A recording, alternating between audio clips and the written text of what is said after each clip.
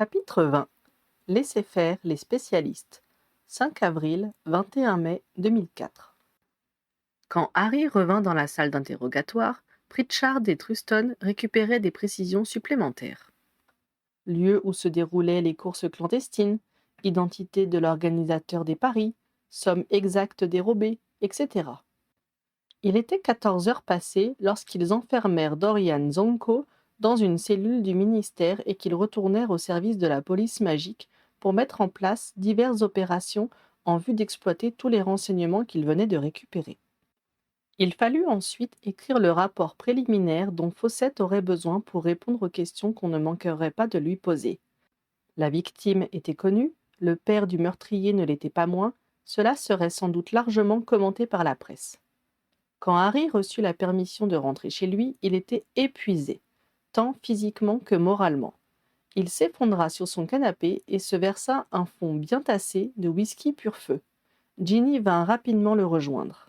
« J'ai entendu dire que vous aviez attrapé le meurtrier » commença-t-elle d'une voix excitée. « Bravo, mon chéri !»« Meurtrier, c'est beaucoup dire. Il n'a même pas fait exprès, cet imbécile » ragea Harry. Cela faisait 3 semaines qu'il traquait l'auteur d'un homicide et il se retrouvait avec un maladroit. Ginny le considéra un moment et commenta d'un ton ironique. « Merlin, si les assassins ne sont plus assoiffés de sang, où va le monde ?» Harry la regarda, d'abord agacé par l'ironie de sa réponse, puis reconnut la justesse du raisonnement. « Je suppose que je devrais me réjouir, » convint-il. « C'est seulement que... » Il dut s'interrompre, le temps de mettre des mots sur ses sentiments. Quand j'ai expliqué à Zonko ce qui s'était passé, j'ai eu l'impression de l'assassiner. Et j'en veux à son fils d'avoir été assez crétin pour faire autant de mal à un vieil homme malade. C'est ça aussi, la famille, dit Ginny songeuse. Ils entendirent des pas énergiques dans le vestibule et Bill entra dans la pièce. « Tu veux connaître les dernières nouvelles de chez Gringotts » demanda-t-il sans préambule à Harry.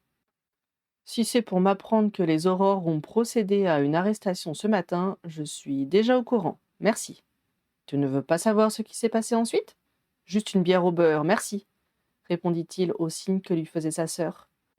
Je t'écoute, lui fit Harry. Les gobelins sont des créatures consciencieuses. Quand ils ont vu un de leurs clients se faire alpaguer, ils ont immédiatement passé son compte au peigne fin. Et devine ce qu'ils ont découvert. Qu'il recelait de l'argent volé ? Il était temps, s'exclama Harry. Ça, ils s'en fichent. Tu peux vendre de la poudre de lutin ou assassiner ta vieille tante pour hériter. Pour eux, un galion, c'est un galion.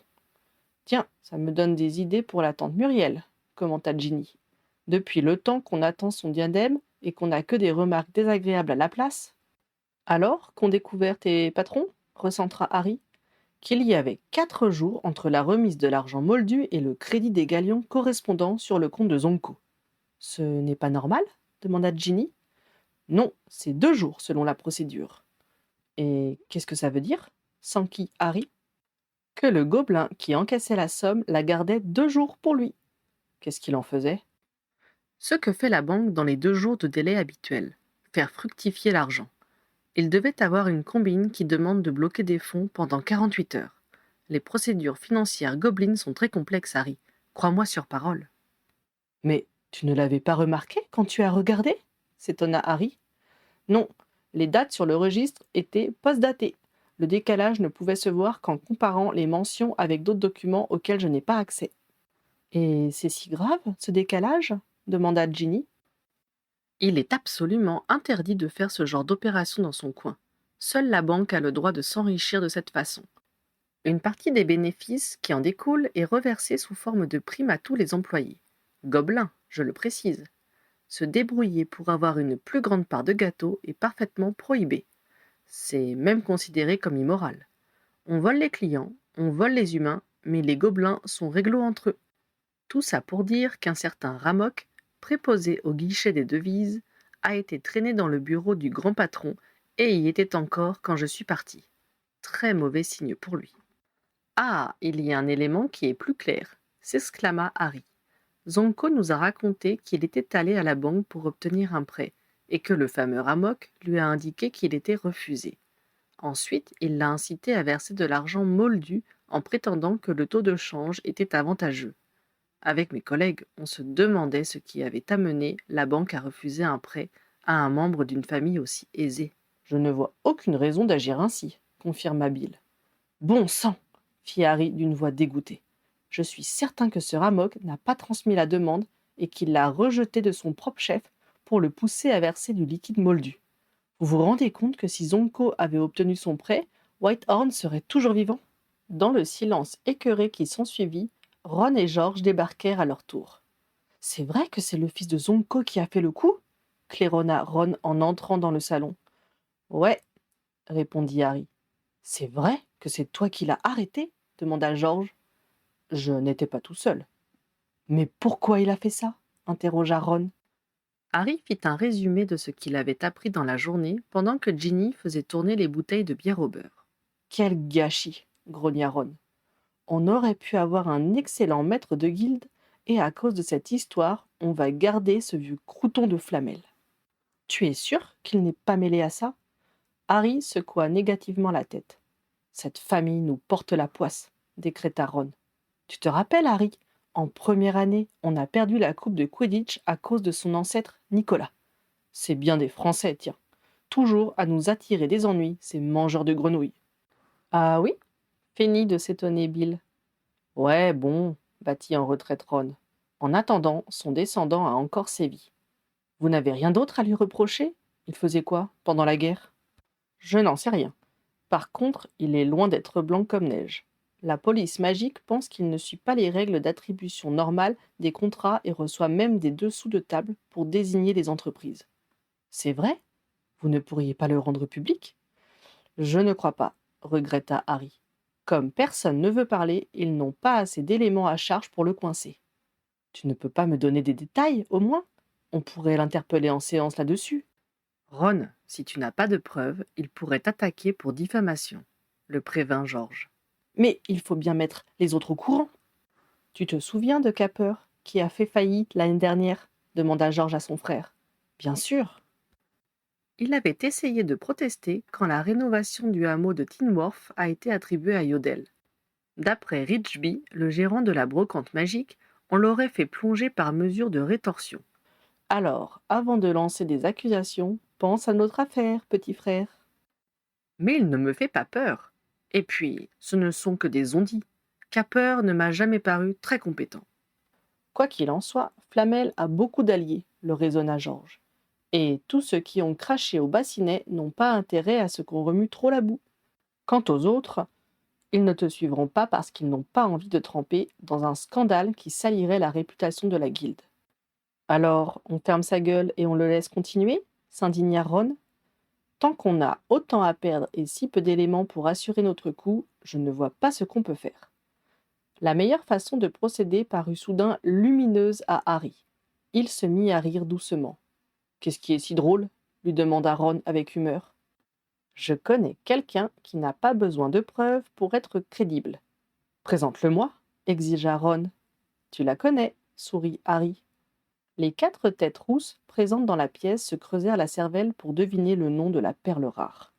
Rita Skeeter, comprit soudain Ron. Ça lui ferait un article du tonnerre. Exactement. Je suis certain qu'elle trouvera assez de vérité et d'invention pour ruiner durablement la réputation de Flamel. Faut laisser faire les spécialistes, mon vieux. Et tu crois qu'elle accepterait de le faire, sachant que ça nous rend service? S'inquiéta Ron. Je vais demander à mon patron de lui en toucher 2 mots, proposa Harry. Ils ont passé un marché, elle ne pourra pas refuser. Harry, tu es presque aussi génial qu'Hermione, déclara solennellement Ron les yeux brillants. Harry savoura la force de cet hommage.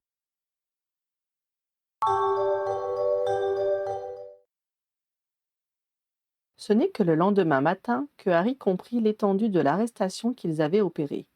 Entre la cheminée de l'atrium et l'ascenseur, toutes les personnes qu'il croisa ne parlaient que de ça.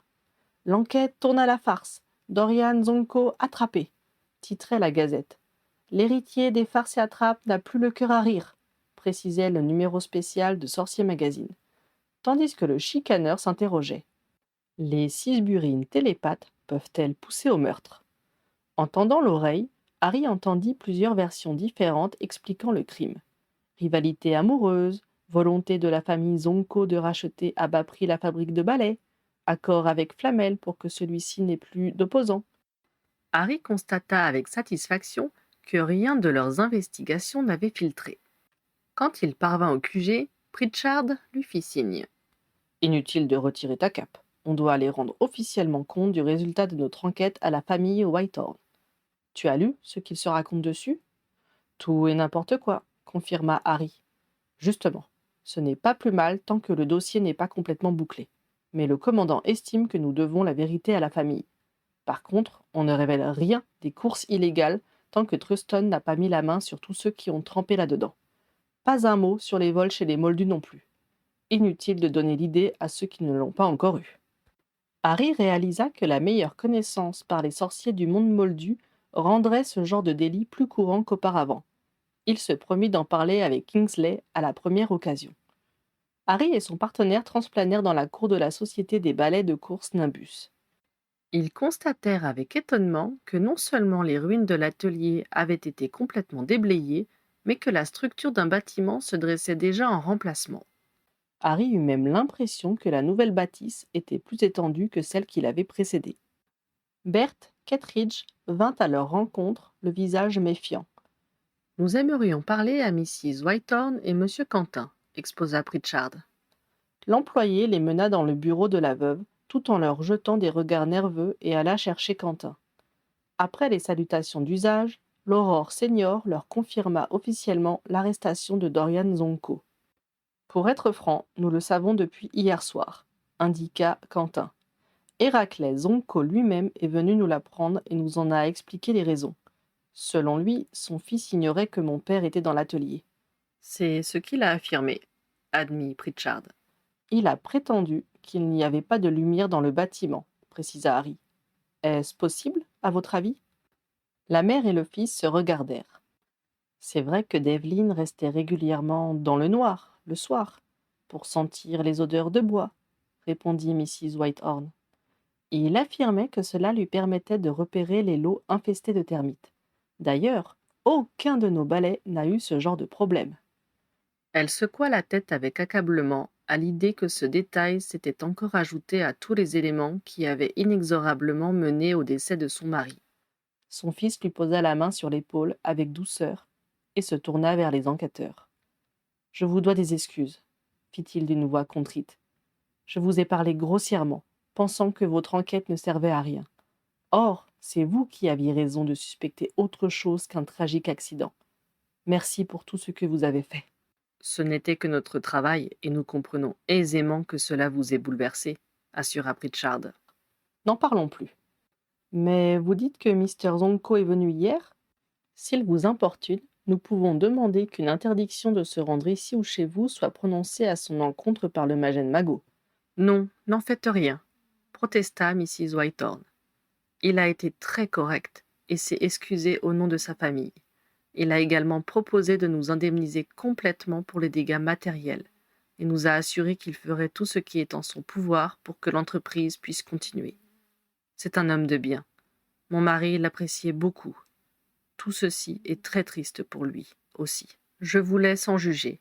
Nous reviendrons vers vous quand l'enquête sera close et que tous les éléments pourront être rendus publics. Dans l'intervalle, nous vous remercions de garder les détails de l'affaire pour vous. Nous avons encore des arrestations à effectuer. Vous pouvez compter sur notre silence, affirma la veuve. Nous avons bien assez fait la une des journaux ces derniers temps.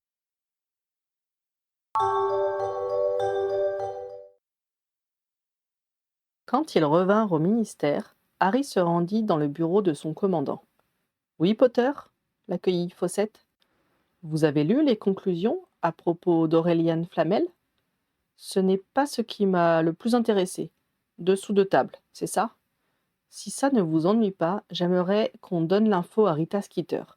Elle pourrait débloquer la situation et permettre à la police magique d'avancer un peu sur le dossier. » Fawcett le fixa un moment avant de répondre. « Tu veux ça avant les élections de la guilde, hein ?» « C'est l'idée, » convint Harry. « Tu sais ce que tu es en train de faire ? Cela aura des répercussions politiques graves. » Je pense qu'il est juste de faire notre possible pour qu'un homme malhonnête ne reste pas à la tête de la guilde la plus importante, soutint Harry. Bien, fais-moi une note de ce que tu veux lui faire parvenir comme information. Je la lui enverrai. Merci, commandant. Attends d'en mesurer les conséquences avant de me remercier, lui répliqua Fawcett d'un ton qui mit Harry légèrement mal à l'aise. Le jeune Aurore se rendit dans le service de la police magique pour voir le brigadier Truston. Le policier était à son bureau, l'air assez occupé. Harry lui fait un compte-rendu rapide de sa visite au Whitehorn. Bien, bien, répondit le policier. Moi, je travaille sur les courses clandestines, et cela me ferait plaisir de coincer le bookmaker. Pour la banque, le gobelin qui récupérait l'argent moldu y gagnait, lui aussi. Ses congénères n'ont pas apprécié et il s'en occupe. Au fait, qui est-ce qui va rendre les biens volés aux moldus? J'ai envoyé une note au service des excuses moldues. Ils devraient prendre ce dossier en charge. Il y a un fonds prévu pour ce genre de cas. Harry sentit qu'il dérangeait. Bien, je vous laisse travailler. Si vous n'en avez pas besoin, je voudrais relire votre dossier sur Flamel. Demandez à Radford, il vous le donnera. Oui, j'arrive, fit-il en direction d'un de ses subordonnés. Harry le remercia et alla récupérer les parchemins qu'il était venu chercher. De retour dans son service, il dut aider Pritchard à rédiger le rapport final et numéroter tous les procès-verbaux relatifs à l'affaire. Lorsque son partenaire partit en fin de journée, il donna un coup de cheminée au square Grimore pour faire savoir qu'il rentrerait tard et il entreprit de relire le dossier Flamel pour constituer la note à transmettre à Rita. Quand il arriva chez lui à minuit passé, il se sentait épuisé mais satisfait.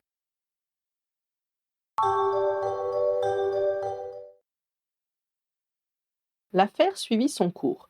Ils réinterrogèrent le prévenu pour se faire préciser certains points et vérifier que toutes ses déclarations étaient cohérentes. Dorian Zonko était maintenant assisté d'un avocat envoyé par Héraclès, mais celui-ci n'intervenait pas beaucoup. Dorian trouvait manifestement un certain soulagement à aider les forces de l'ordre dans leurs recherches et n'essayait pas de cacher quoi que ce soit de ses propres turpitudes. Il avait cependant beaucoup de difficultés à répondre quand les questions concernaient sa victime, comme si son esprit se refusait à reconnaître son meurtre. Pâle et en sueur, il se forçait avec effort à admettre sa responsabilité, sans s'exonérer par de fausses excuses. Harry y vit l'influence de son père. Il fallut attendre 3 semaines pour que Truston mette la main sur le créancier de Dorian. Ce dernier avait révélé tout ce qu'il savait à son égard, mais l'escroc ne lui avait pas donné son vrai nom, et il avait fallu que l'enquête aboutisse pour enfin l'arrêter. La presse parla du démantèlement de courses illégales de chevaux ailés et des paris abusifs qui s'étaient organisés autour, mais sans lier l'affaire au meurtre de Devlin Whitehorn. Cela ne deviendrait public que le jour du procès. Du coup, les hypothèses les plus folles continuaient à courir sur les raisons qui avaient poussé Dorian au crime, mais c'était le moindre des soucis du ministère. Un article laissa même entendre qu'un commerçant qui proposait à sa clientèle des produits inutiles, nuisibles, voire dangereux, qui ravalaient ses utilisateurs au rang de gamins mal élevés, ne pouvait qu'engendrer un enfant n'ayant aucun sens des responsabilités. Cela donna à toute la famille Weasley l'occasion d'écouter une Molly furieuse développer tout un plaidoyer sur l'utilité publique des farces et attrapes. Quand elle eut terminé, George se pencha vers Harry et lui souffla. C'est peut-être le moment de lui révéler que c'est grâce à toi qu'on a pu ouvrir la boutique.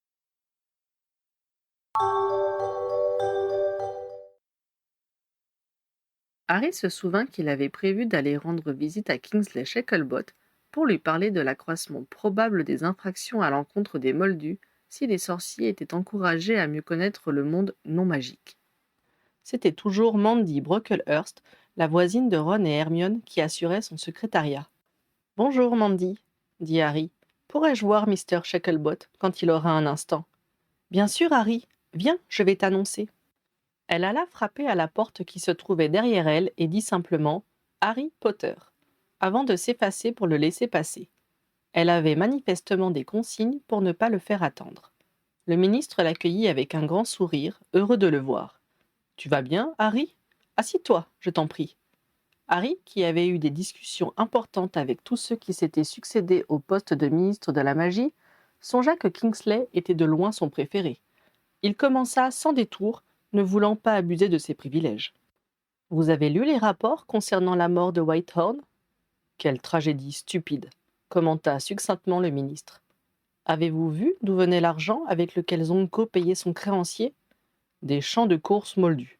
Ce garçon a une certaine éthique, dans un sens. Vous croyez que des vols sorciers chez les moldus, ça arrive souvent? Régulièrement, oui, mais ce n'est rien par rapport à tout ce qui est dérobé par les moldus eux-mêmes. J'ai bien peur que ce genre de criminalité n'augmente, avoua Harry. Plusieurs pistes ont été explorées pour lutter contre cela, lui affirma le ministre. Harry se sentit rassuré. Rassuré et curieux. Kingsley lui sourit et continua. Pour commencer, je pense faire évoluer le service des usages abusifs de la magie et y faire travailler des enquêteurs. N'est-ce pas là que sévit Mafalda Hopcrick? Demanda Harry, qui n'avait pas un très bon souvenir des courriers qu'elle lui envoyait. Elle restera cantonnée aux incidents mineurs. Nous allons recruter des sorciers connaissant bien le monde moldu et formés par un passage à la police magique.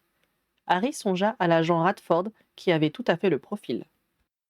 Il nous faut également avoir des contacts de l'autre côté de la barrière, continua Kingsley.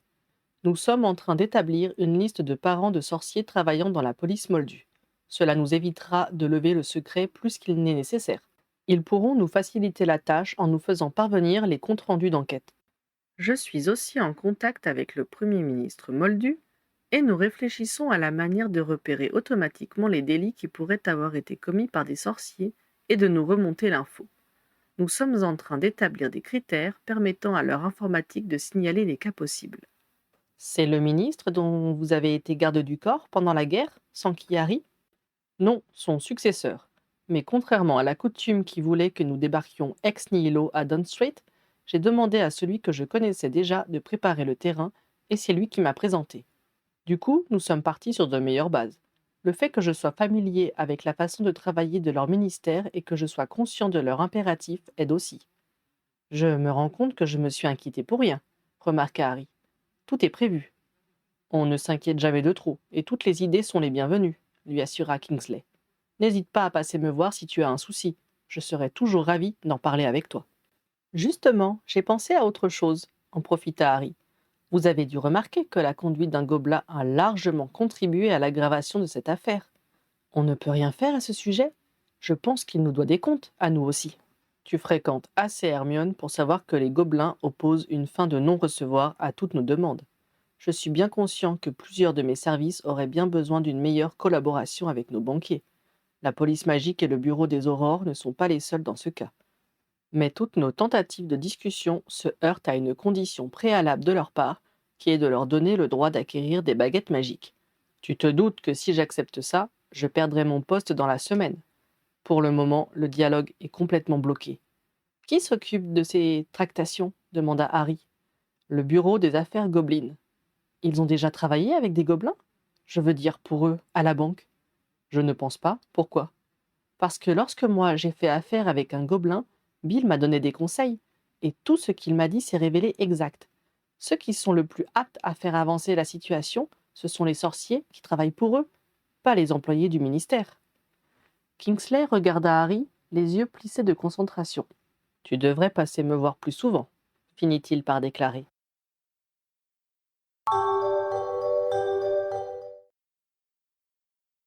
Deux semaines plus tard, s'ouvrit le procès de Dorian Zonko, soit environ un mois après son arrestation. Quelques jours plus tôt, Harry avait vu des affiches dans la vitrine d'un magasin indiquant que la compagnie des balais de course Nimbus avait repris ses livraisons.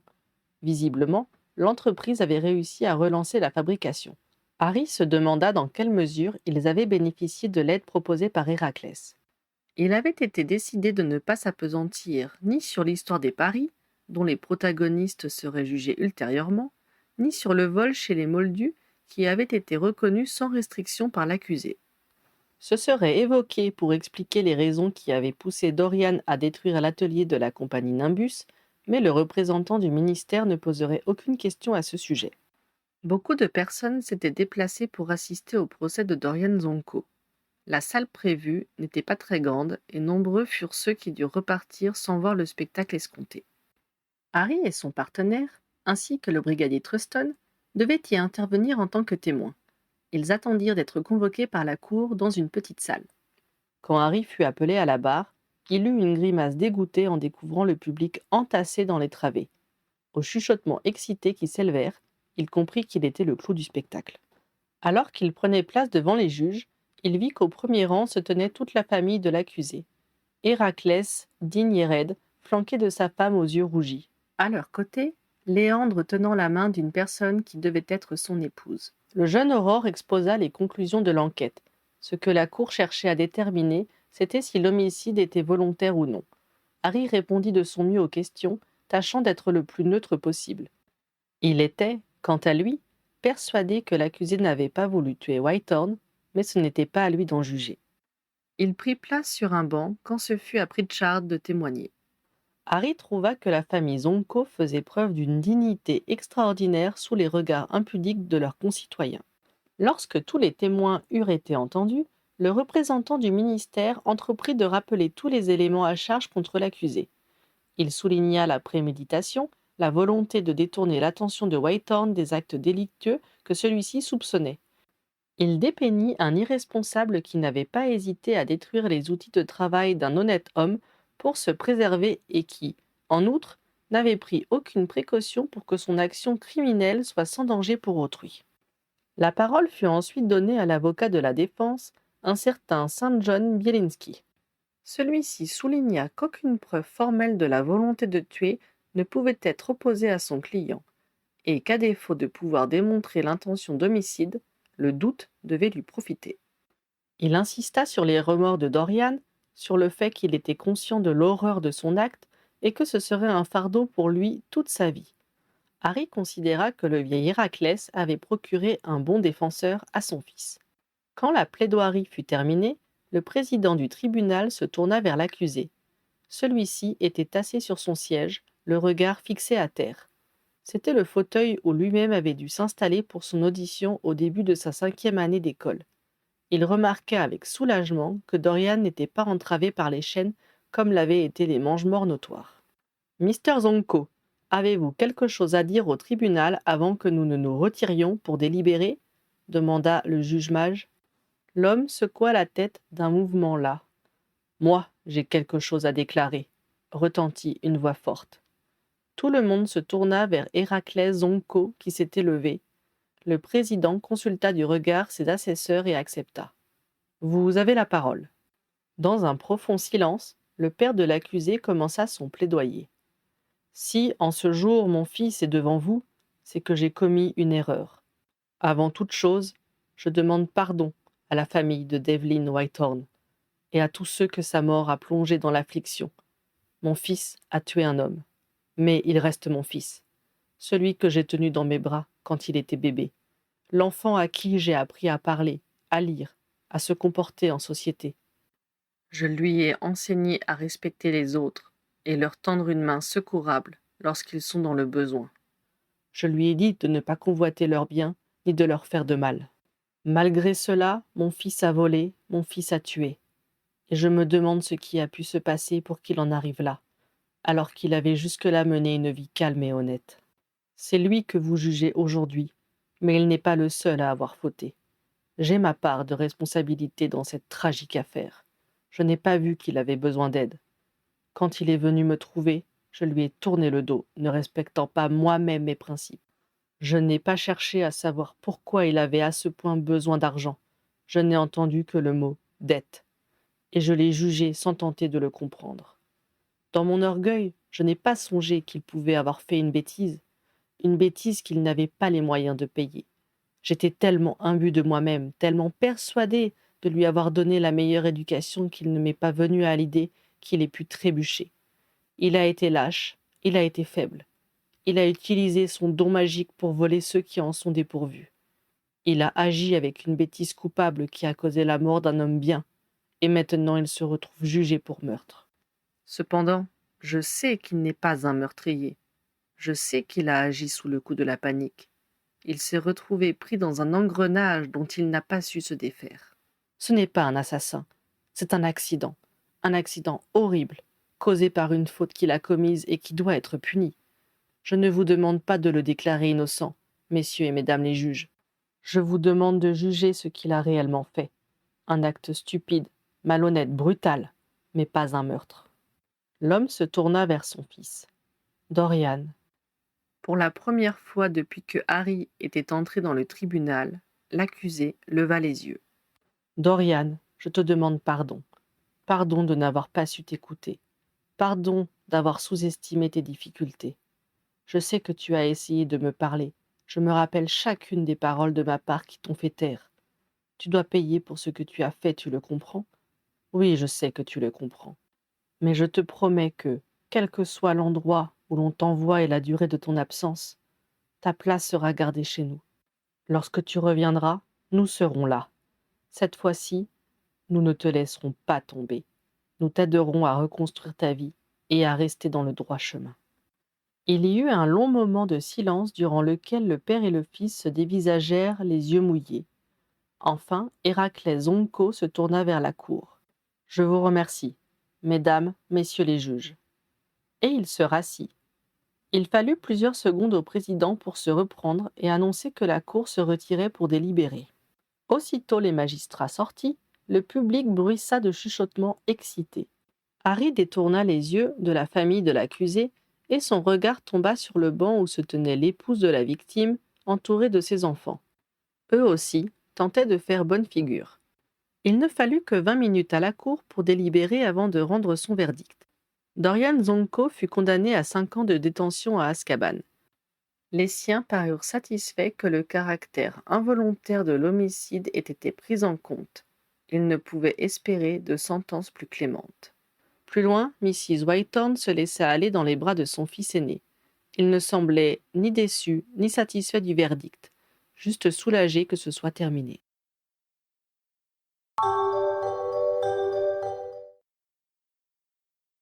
Les remous provoqués par le retentissant procès étaient à peine calmés que l'enquête de Rita Skeeter sur Aurelienne Flamel fut publiée. Elle fit état de dessous de table, mais aussi de chantage, concurrence déloyale, abus de pouvoir et comptabilité du budget du conseil de la guilde douteuse. Ce qui est bien avec elle, c'est qu'avec un tel éventail de choix, il y a forcément un peu de vrai, commenta Hermione. À son ton, Harry la soupçonna de ne pas entièrement approuver son action. Mais il n'eut pas le temps de s'y appesantir, car Ron le félicitait avec force tapes dans le dos. Ils étaient tous les deux passés au Square Grimoire pour commenter l'article, et Harry les avait invités à rester dîner avec lui. Ginny, quant à elle, était cantonnée à Holyhead, le début de la saison de Quidditch étant imminent. Maintenant que le scandale avait été exposé sur la place publique, les langues se délièrent miraculeusement, et 10 jours plus tard, le brigadier Truston signifiait à Aurelienne Flamel qu'il était poursuivi pour fraude et abus de pouvoir. Harry croisa le policier devant l'ascenseur le lendemain et le félicita pour l'avancée de son dossier. « Je vous avais bien dit que les articles de Rita Skeeter avaient parfois leur utilité, » répondit le brigadier, très satisfait. « Vous aviez totalement raison, concéda Harry en souriant. Vive Rita Skeeter !